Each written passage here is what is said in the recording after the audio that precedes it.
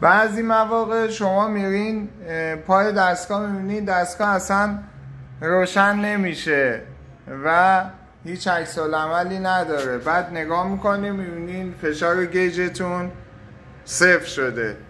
دستگاه تو فشار گیج زیر نیم بار اصلا روشن نمیشه، اینو یادتون باشه. پس همیشه در حالت خاموشی توجه کنیم ببینیم فشار گیجتون چنده.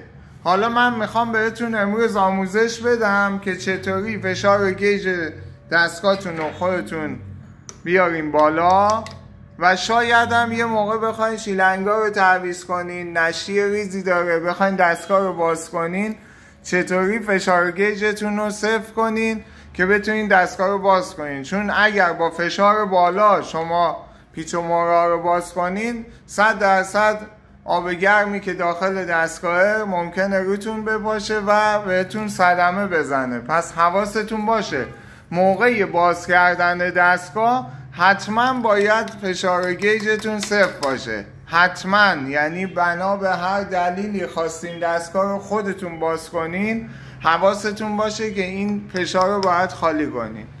حالا من امروز بهتون آموزش میدم که چطوری فشار گیجتون رو بالا ببرین و فشار گیج رو صفر کنین که در هر دو حالت بتونین به کارتون برسین، یا سیستم رو راه اندازی کنین یا بتونین دستگاهتون رو باز کنین. سلام دوستان، پورحسن هستم، مربی و مؤسس آموزشگاه طلوع ایرکان. امروز میخوام آموزش تنظیم فشار گیج مانومتر رو بهتون آموزش بدم که خودتون بتونید درجه گیج مانومتر رو تنظیم کنین و بتونین دستگاهتون رو راه اندازی کنید.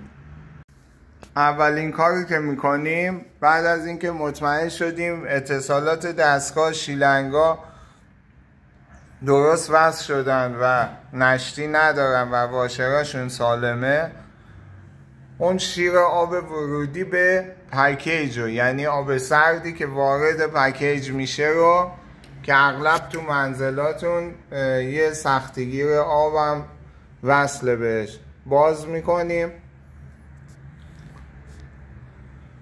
بعد همطور که میبینید درجه گیج ما صفره، یعنی هنوز دستگاه راه اندازی نشده. تمام دستگاه یک شیری دارن این زیر به نام شیر پرگون، حالا یا مشکیه یا آبیه. زیر دستگاه رو نگاه کنین میتونین راحت پیداش کنین. قسمت کجای؟ همیشه تو مسیر همون آب سرد مصرفیه. شیر رو به آرومی باز میکنیم.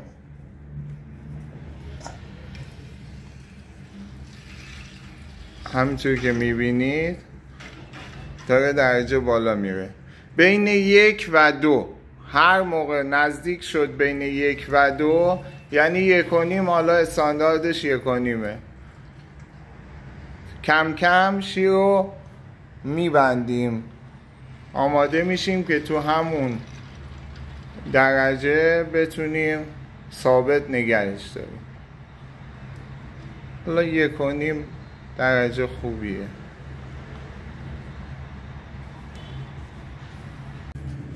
حالا یه موقعی میبینیم فشار آب خونه کمه، درجه از 1 بیشتر هم نمیره، ایراد نداره چون دیگه کار دیگه ای نمیشه کرد، فشار کمه درجه هم بالاتر نمیره. کلن پکیج شوفاژ دیواری از نیم بار به بالا فعال میشه، یعنی درجه نیم باشه فعال میشه، ولی باید حتما آب سیکل گرمایشی تکمیل باشه، ظرفیتش کامل باشه که صدمه به پکیج نخوره، کم آب کار نکنه که وقتی مبدلمون خراب بشه یا پمپمون آسیب ببینه.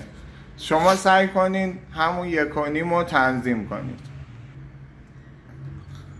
با تنظیم شدن گیج حالا دستگاه رو روشن میکنیم.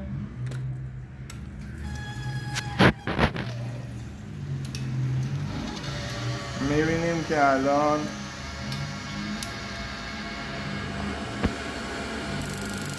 دستگاه روشن شد و شروع به کار کرد.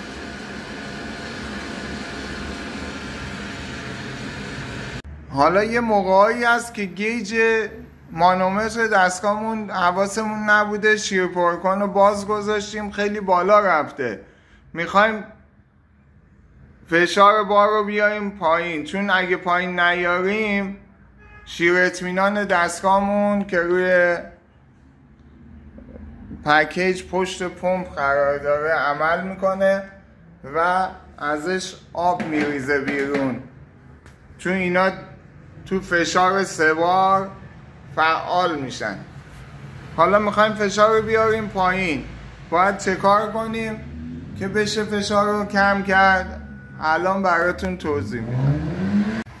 حالا تو این موقع میخوایم فشار بار دستگاه رو بیاریم پایین بنا به هر دلیلی، یا حالا بیش از حد بالا رفته یا میخوایم اصلا دستگاه رو شیلنگاش رو باز کنیم یا دستگاه رو باز کنیم.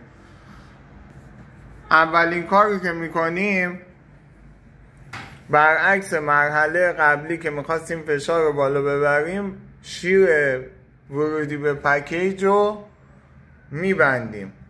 بعدش یکی از شیرهای مصرفی خونه، حالا یا حموم، دستشویی، ظرفشویی رو باز میکنیم. چون من شیر رو از اون زیر بستم، اینجا هم آب قطعه.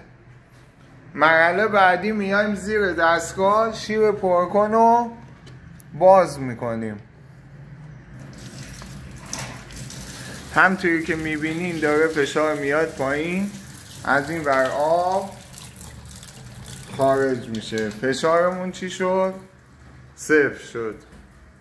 حالا اگر میخوایم دوباره تنظیم کنیم، شیر ورودی رو میبندیم، شیر مصرفی رو ببخشید میبندیم، شیر ورودی آب به پکیج رو باز میکنیم، شیر پرکنم باز میکنیم. همطور که میبینین دوباره میره بالا فشارمون. به همین سادگی خودتون میتونین فشار دستگاهتون رو تنظیم کنین و این کار رو انجام بدین تا دستگاهتون فعالیتش انجام بشه و دیگه ارور نده براتون. حالا اینجا من میبندم، شیر پرکن رو میبندم سریع. میبینین که روی 1.5 تنظیم شد. حالا من اگه دستگاه رو روشن کنم، میبینین که دستگاه روشن میشه.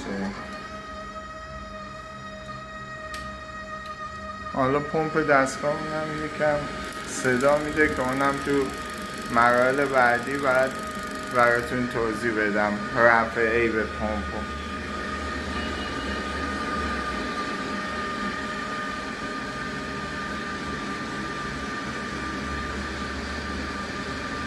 امیدوارم که خوشتون اومده باشه و نهایت استفاده رو برده باشین. آموزشگاه طلوع هیرکان